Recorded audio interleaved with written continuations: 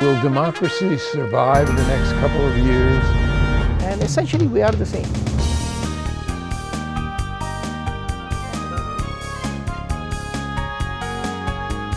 And there are so many needs that Minnesota has. What people are saying they need right now. Access to democracy is made possible by donations from the following organizations. Thomson Reuters, a global company with expertise and insight to unravel complex situations in the areas of law, tax, compliance, government, and media. Their worldwide network of journalists and editors keep customers up to speed on relevant global events. Thomson Reuters, the Answer Company. Crutchfield Dermatology, a full-service treatment center in Medi-Spa in Eagan. Their goal is to help you look good and feel great with beautiful skin. With service built around courtesy, dignity, and respect, Mayo-trained Dr. Charles Crutchfield personally treats each patient and is acknowledged as one of the nation's best physicians. Firefly Credit Union, with locations throughout the Twin Cities, has proudly served Minnesotans since 1925. Firefly guides its members forward by delivering customized financial solutions to improve their lives in all aspects of banking. Firefly Credit Union, they light the way with life illuminated. Edina Eye, Physicians and Surgeons, a division of Twin Cities Eye Consultants, has proudly served the Twin Cities for more than 55 years. Now in 7 convenient locations. Using the most advanced technology combined with human touch, Edina Eye offers comprehensive services but dedicated specialists committed to excellence with innovative procedures and expertise for the most advanced eye care. Welcome to another session of Access to Democracy. Alan Miller with you, and we have a first-time guest and a first-time representative in the legislature, Liz Reyer, who just won the election in District 51B of the Minnesota legislature. And Liz, welcome. Thanks, Alan. It's really a pleasure to be here. Thanks for inviting me. Oh, it's our pleasure. We hope you'll be with us many times during the legislative sessions to come. Why don't you, for the viewers, give us a little bit of background about yourself. I know you're a longtime resident of Eagan and you've been very active in so many things here, but bring us up to speed. Sure, I'm happy to. Yeah, I moved to Eagan about 30 years ago, raised 4 kids here. They all went to the 196 schools. They all played sports. So I was involved with athletics for all those years on the Eagan Athletic Board, on the Eastview Hockey Board, and as team manager of the hockey teams. And really the reason I did that was because I didn't want to have to keep the clock or do the score sheet. So if I was manager, I could get someone else to do that. I was involved in DFL politics, working on campaigns going back to 2006 when I was co-chair of Sandy Mason's first successful campaign.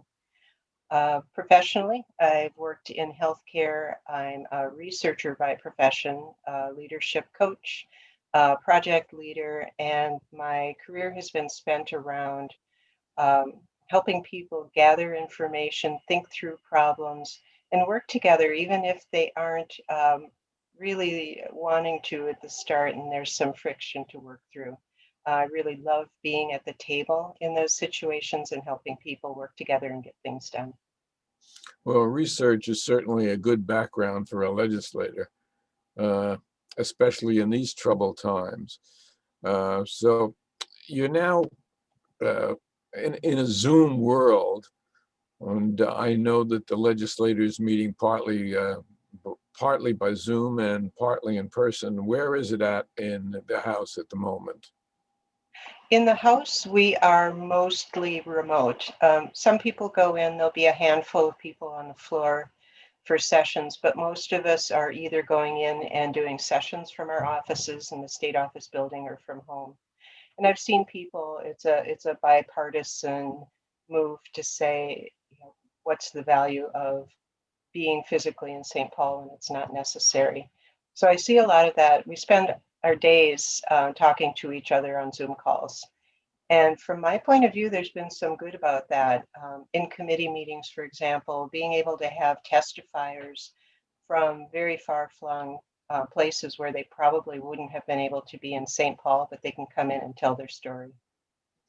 Yeah, we found the same thing actually on Access. We've been able to interview guests from remote areas as far away as California and Maine, really, so that they wouldn't necessarily be able to come in on a Friday afternoon as we do, but it's been very, very effective. Now, partisanship, how have the Republican members of the legislature greeted you? And I think that that's important for people to know, because there seems to be so much partisanship in the legislature. And I know the Democrats welcomed you, but it's the other side that we really are concerned with. So what have you found so far? Yeah, it's been my approach from the beginning to build bridges and reach out and start forming relationships. And when I say from the beginning, I mean our very first session of orientation when we had the GOP and the DFL incoming freshmen. I worked through the list of people, sending emails and texts if I had a phone number to say, hey, I'm Liz, I'm from Eagan, shall we chat? And was able to get a nice start with a number of the incoming GOP Republicans or GOP representatives. That has continued on, and I'm really proud that I've already had bipartisan support on my legislation, been able to find people where we had common ideas around problem solving on some practical bills that they were willing to be on board with. Well, I noticed that you're on 4 different committees. So let's talk about your committees, and then let's talk about the legislation that you have introduced. Sure. Starting with health, finance, and policy. Well, the Health Committee was my number one choice when asked priorities for committee assignments. As I mentioned, I worked at Blue Cross. I spent a lot of time in research.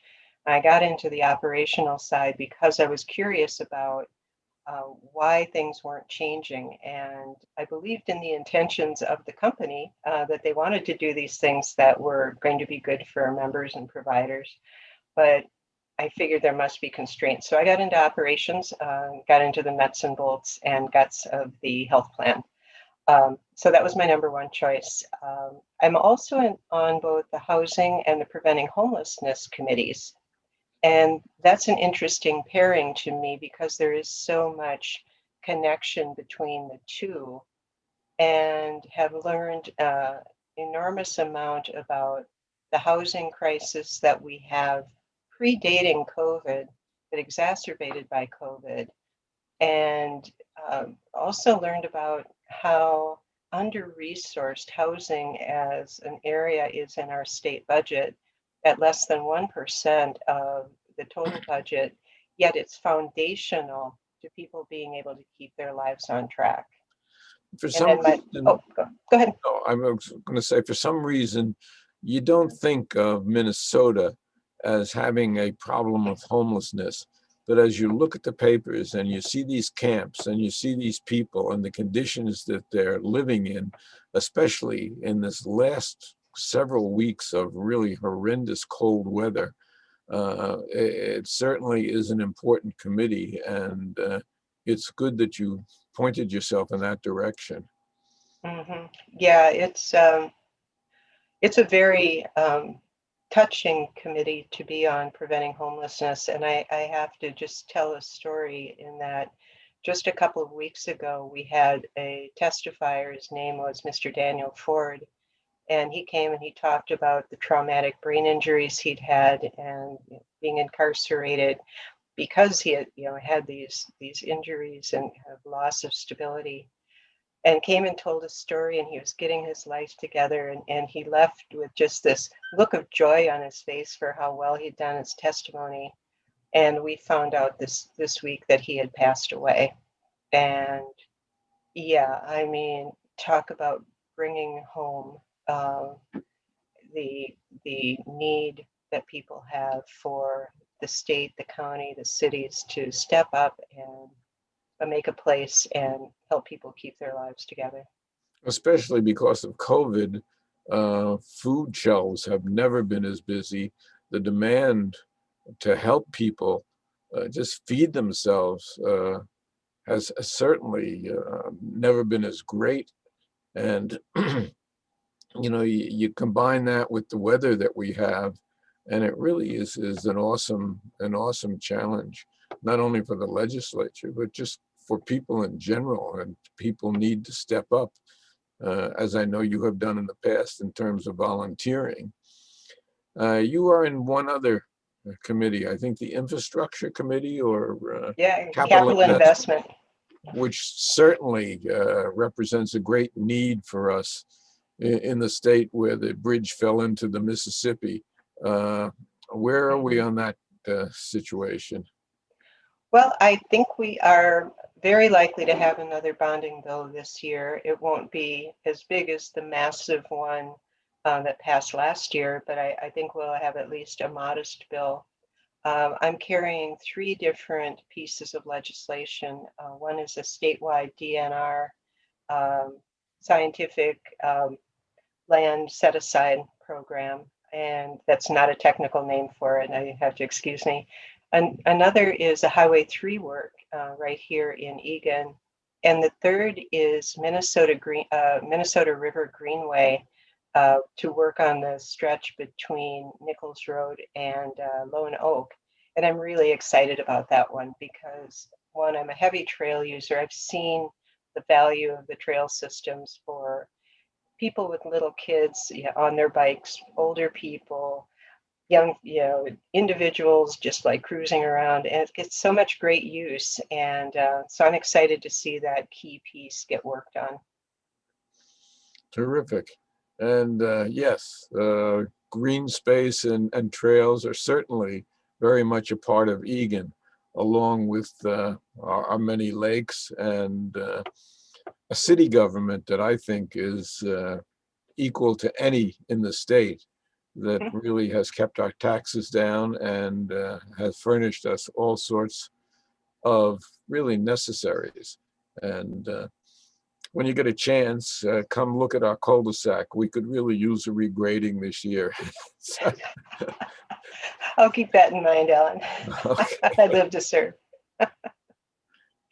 Yeah, the other thing, though, I'd say about the Capital Investment Committee that's also very important to me is that we use our investments as a state to benefit all in the communities in our state. And we have communities that have been traditionally underinvested in, communities of color, immigrant communities, the Black community.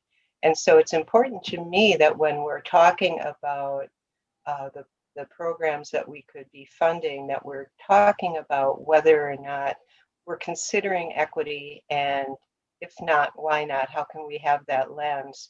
And that we also are looking at it from a climate change and sustainability perspective. Because when you're intentional about it and you think about it, that gives you time to build those aspects into the plans. What about bills? You said you've had some partisanship in terms of bills you've introduced. Where are you in that regard? I seem to have quite a few health bills that probably won't surprise you, and other housing and human services. One of the ones that is through the first committee at this point is House File 780, and it's an expansion of a program that's been active in Dakota County and 3 other counties for quite a lot of years, providing beds for homelessness, people experiencing homelessness with support services. So right now there's about 226 beds. It would expand it to 500 and open it up to other counties in the 7-county metro area. And it's a good bill because the people are coming into the program, they're gaining stability. The data that this program has been really impressive, with a plus 50% increase in income for the people who are taking advantage of this program because of the stability that they're gaining. So that's one. I have bipartisan support in both the House and the Senate for that one. And then also some bills related to management of rare disease conditions. One, opening up network access so that people can see providers that are really specialists in these fairly nuanced conditions that people can have, And I think that's important because you get people who are putting so much time and effort, seeing 6 or 7 doctors on average before they find someone who can diagnose and treat the condition. And I think we can take that barrier out of their way.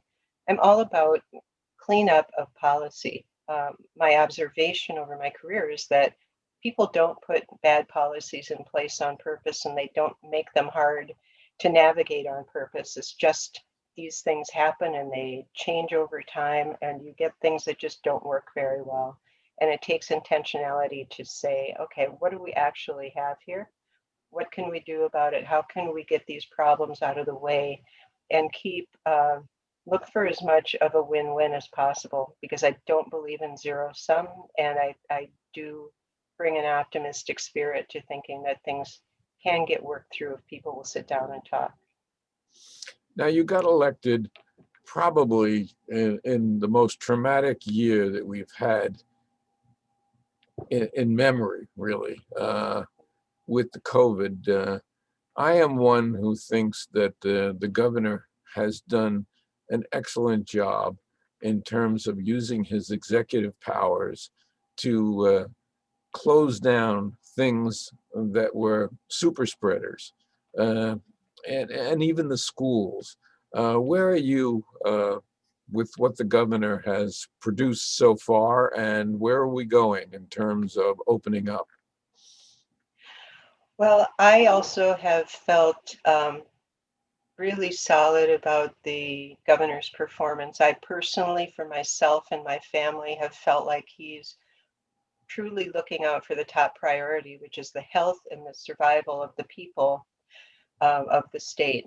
Because if you get COVID and you're not alive, or if you have these lingering effects that seem to be affecting surprisingly many people in unexpected ways, that disease has changed your life forever. So I appreciate his cautious approach. I do also am mindful of how hard it must be for the families with kids, especially, trying to work, trying to have an income. It's got to be terribly stressful. I just project back to when I had the 4 kids at home and wonder how that works and what people are going through. So I understand that, and I appreciate that he's bringing a science-based and data-based approach to the reopening of schools and businesses.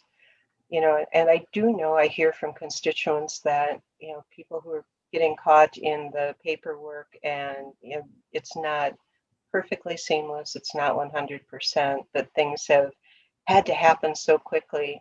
Again, it's like, how do we solve these specific problems without judging the whole process? Because I think overall the process has gone pretty well. Well, we are getting closer to reopening the schools. And I think it's very important for 2 reasons. Number one, because kids really need to associate with other kids. They need the camaraderie that they get in the classroom. Also, I don't think that stay-at-home learning is nearly as effective as having that teacher in the front of the classroom and the give and take that you get. And I see that we're moving closer in that regard. And I've been very concerned with the number of teenage suicides, not necessarily in Minnesota, but certainly nationally, where it has really spiked. And it's only because these kids are being locked up and they're not used to it and they can't deal with it. And sometimes the symptoms aren't recognized, and the results are disastrous. You never recover from that. Yeah, it is heartbreaking. And reading about the whole generation of people in their early 20s, there was a headline where to the effect of, what's the point? And it really broke my heart as a policy person, and as a mom, and as a human community member. The session, of course, is limited in Minnesota. So last year we ended up with 7 special sessions, which is not only wasteful, but I think unnecessary, and part due to stubbornness in terms of partisanship. Do you think we're going to get through with 1 session this year? this being a budget session in particular? A lot of that depends on the virus. It depends on the variants and whether or not we're able with vaccine to be able to ease back on the need for emergency powers, because that drove so much of it. I don't have enough experience as a legislator to know if as a from the budget front perspective, if it'll go to a special session or not. I just couldn't begin to speculate on that. But my hope is that we won't have to have 7 of them, because our state is still in such a crisis from the healthcare issues. Well, as I mentioned, this year has been unlike any other year running for office. And in addition to the virus, we've also had the George Floyd murder, in my estimation, in May. And then we've had the January 6th insurrection, where our nation's capital was defaced in just horrible fashion. Has any of that filtered into the legislature, and what steps are being made to keep us particularly safe? I would say all of it is in the air we breathe in the legislature. It adds a layer of high stakes and opportunities to disagree fundamentally, and to both on the problem and the solutions. So I think it is really hard. When you think about George Floyd's murder, it cuts to the heart of the feelings of survival and fear, and righteous fear on the part of people, especially in the Black community and other communities of color. One of my colleagues just yesterday was talking about her fear of her 17-year-old baby boy, who's 6'4", not coming home. And I've heard that from so many people. It's so real and it's so rational, because that's what happened to Mr. Floyd. So, yeah, that just creates so much sense of the stakes. I can't overstate it. It's got to add to a lot of tension, which people don't need more of, particularly at this time. We happen to be fortunate in Eagan. We have gone from one good police chief to another. We have Roger New at the present time, but Eagan police are not ones to pull their guns out. Eagan police are not ones to stay on somebody's neck, and they do a fine job. We've had a lot more crime because of the outlet mall, but having ridden with the police one evening, I got a chance to see up close just what that was like. And their job is certainly not a job that's admirable, but they do it, and they do it well. One of the requirements of our police is a college education or the equivalent, and I think that makes a big difference. Also, a sensitivity toward the people that they're dealing with. Yeah, I had an interesting conversation with Chief New when he came to the coffee and conversation session one Saturday morning recently with the DFL. And when I asked him what could the legislature do to help make his job easier, what would be some policy ideas, and he floated the idea of fitness to serve types of psychological exams at a periodic basis.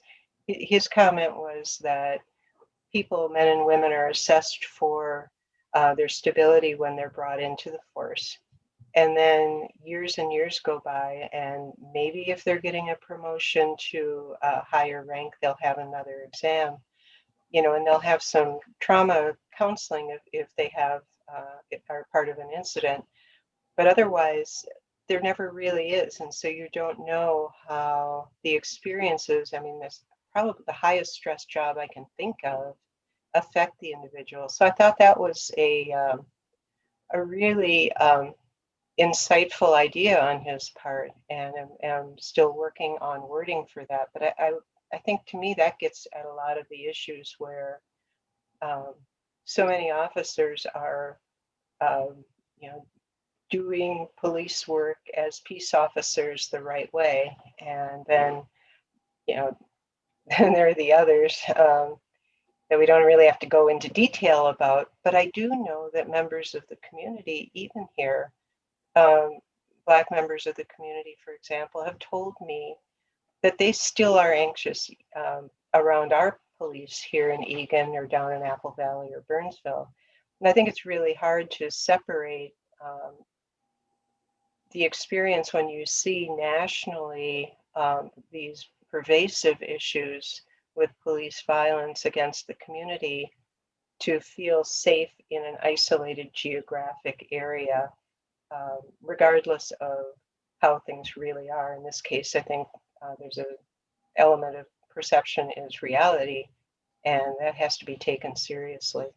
And your teenager is not restricted to Eagan. Your teenager can wander into St. Paul or go down with friends into Minneapolis. And I think Roger's idea is a very good one. I would like to see something like that implemented because, yes, there is tension on the side of the police also, but we also have to consider the mental health of everybody involved. And, you know, one of the other suggestions we've had is to have mental health people ride on some of these particularly domestic abuse calls, which seem to give rise to violence also. But we're down to our last couple of minutes here. Share with us some of the incidents that you've had that either come as a surprise or a disappointment in your first few months in the legislature here. You know, I would have to dig really deeply to find any disappointments. I hate to sound like such a Pollyanna, but it's just been amazing. Surprises, I think, are the incredibly high caliber of people who are my colleagues. There is so much intelligence and values and commitment and wit. It's really a pleasure. And here's a big surprise. I did not know that the legislature had such incredible professional staff. I just didn't know. House research, DFL research, the people in the revisor's office, all of the people who keep my legislative assistant and other the people who keep it running, they are amazing and so talented and accomplished. And that's good to hear. And of course, you're right. Those are the people who keep the wheels turning. It's just people like yourself who are the pretty faces in front of the camera, but you need the research. You need the research people behind you. And I want to thank you so much for sharing your first couple of months with us. And I hope you'll come back often to report on what's going on with the legislature. We've been speaking with Liz Reyer, who is now our representative in District 51B. It's been a real pleasure, and come back often. Thank you, Liz. Thank you, Ellen. I would love to be back.